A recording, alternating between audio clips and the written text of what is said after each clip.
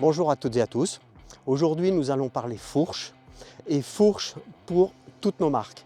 C'est-à-dire que j'ai lancé un grand chantier il y a un peu plus d'un an et demi puisque nous avions toujours des problèmes avec nos fourches, tantôt trop rigides, tantôt trop souples et avec des fois une finition qui n'était pas au standard que l'on souhaitait.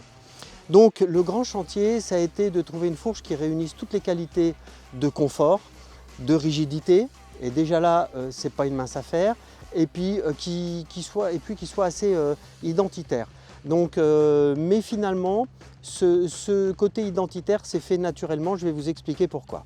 Donc nous avons une nouvelle fourche, enfin nous avons des nouvelles fourches pour nos trois marques, Sauvage, Robert Frameworks et Léon Frameworks. Donc c'est une fourche qui a cette forme-là, en S on va dire. Et cette fourche que l'on retrouve sur tous les vélos, que ce soit le vélo de route, le all-road, le gravel ou le monster cross, a ce design parce que c'est un résultat de choix techniques. C'est-à-dire que je voulais une fourche qui soit vraiment confortable, avec un gros travail frontal et une réelle qualité d'absorption des vibrations, mais qui soit extrêmement rigide latéralement. Donc on a prototypé, on a recommencé plusieurs fois, et donc le seul moyen que l'on a trouvé en tout cas pour faire une fourche confortable et rigide, c'était de lui donner cette forme courbe. Donc cette forme qui va être imposée sur tous nos vélos offre une grande qualité de filtration des vibrations en frontal, mais une extrême rigidité latérale. La particularité de tous nos vélos, et qui est vraiment propre à nos vélos, qui n'existe chez aucune autre marque, c'est que nous avons des hauteurs spécifiques. Alors, pas pour le vélo de route, puisque nous avons une hauteur de 370 mm, avec une fourche qui accepte des pneus en 700 par 35. Nous avons une fourche all-road en 390 mm, donc ça c'est une hauteur spécifique, propre à nos vélos, donc on ne peut pas mettre d'autres fourches, sauf si d'autres constructeurs proposent la même hauteur, bien évidemment. Mais 390 mm pour mettre des pneus jusqu'en 700 par 43 maximum. Donc là, on le voit, ici, c'est avec un pneu en 700 par 30. L'idée, c'était d'avoir un montage optimum pour la taille de pneu optimum de la pratique. C'est-à-dire que je considère qu'en vélo de route, le choix qui est proche de la perfection, c'est 700 par 30-32. Sur un vélo all-road, c'est entre 35 et 38. Sur un vélo de gravel comme celui-ci, on est plutôt à 700 par 50. Et en monster cross, nous sommes en 29 par 2.1, voire 29 par 2.4. D'ailleurs, pour des vélos très particuliers comme le gravel et le monster cross, le gravel peut recevoir une fourche télescopique.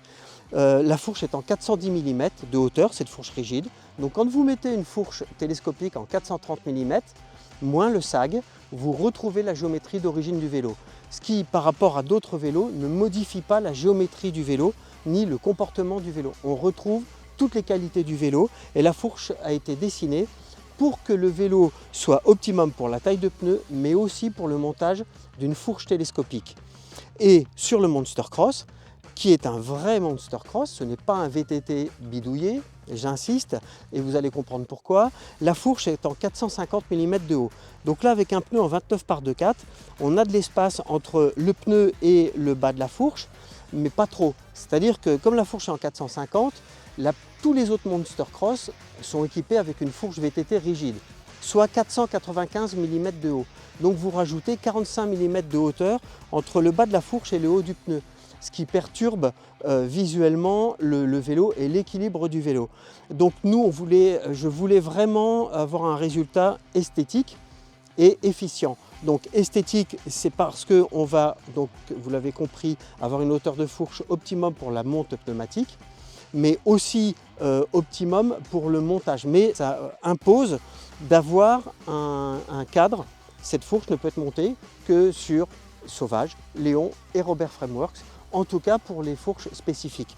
Évidemment, elles sont déclinées en passage interne, en passage externe, en finition classique, c'est-à-dire sans les perçages sur le côté, ou aventure comme celle que j'ai là, avec le passage interne pour la dynamo et pour la durite de frein, bien entendu. Voilà, donc elles sont toujours en montage flat mount, tout ce qu'il y a de plus standard et qui est le nouveau standard.